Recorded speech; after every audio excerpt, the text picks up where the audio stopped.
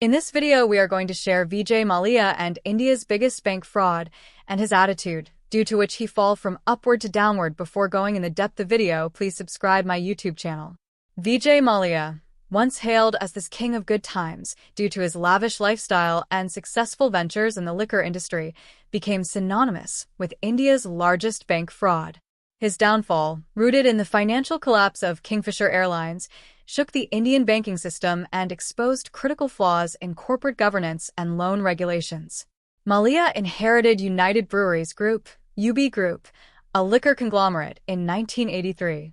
Under his leadership, the company expanded, and its flagship brand, Kingfisher Beer, became a household name in India and abroad.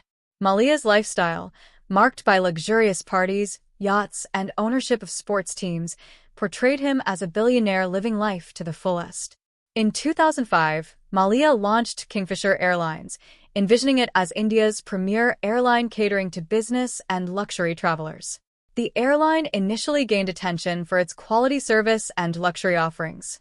However, Kingfisher Airlines failed to turn a profit and accumulated massive debt due to high operational costs, poor management, rising fuel prices, and increased competition in the aviation sector. The company faced regulatory hurdles and a reputation hit when employees went unpaid and operations were grounded in 2012. To sustain operations, Kingfisher Airlines secured loans from a consortium of 17 Indian banks, with the State Bank of India, SBI, being the lead lender.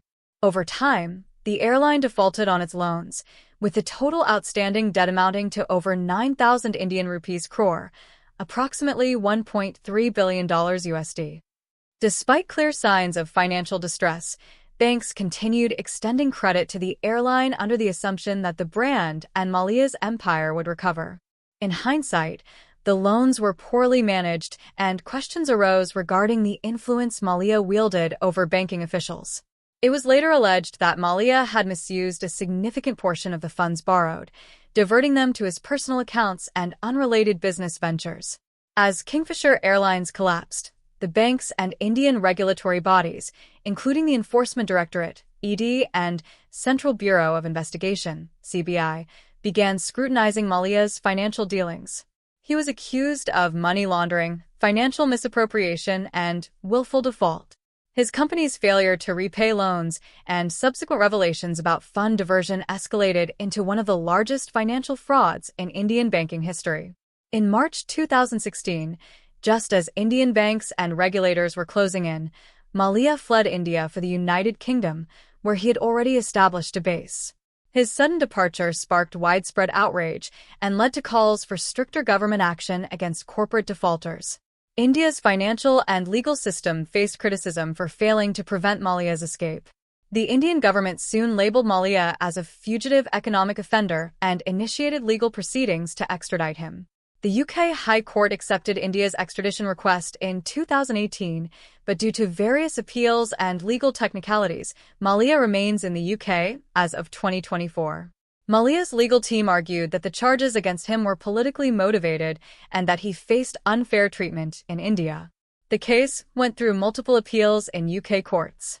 While the Westminster Magistrates Court and the UK High Court ruled in favor of his extradition, the process has been delayed due to additional appeals and, reportedly, some confidential legal matters.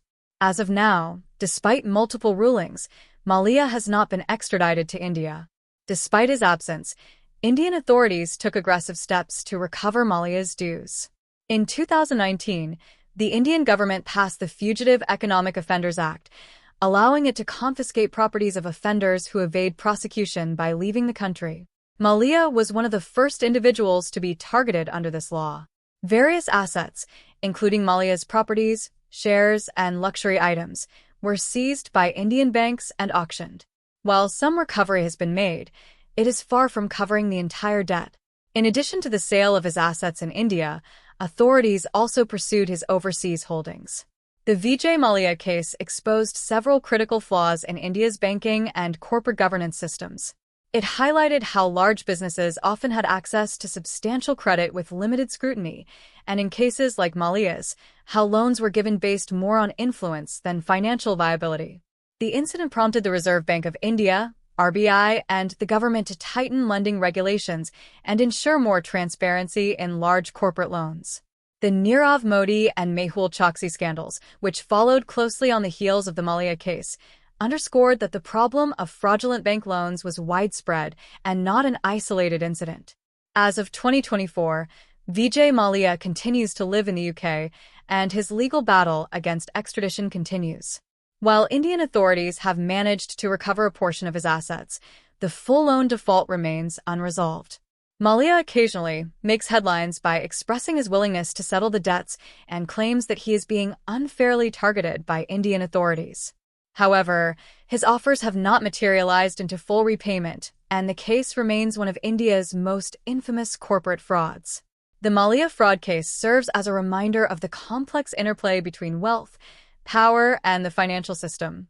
His downfall has tarnished not only his own legacy, but also raised critical questions about the accountability of Indian banks and the regulatory mechanisms in place to prevent such large-scale financial fraud. While legal and financial reforms have been enacted since the scandal, the case continues to cast a shadow over India's efforts to reform its corporate lending practices. In summary, Vijay Mallya's financial mismanagement and escape to the UK, amid mounting charges of fraud, represents one of the biggest banking frauds in India's history.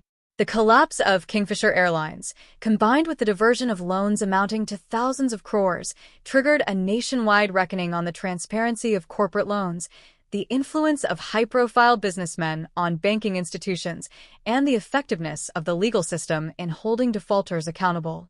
The case remains ongoing, but its impact on India's financial landscape is undeniable. If you like the video, please subscribe my YouTube channel.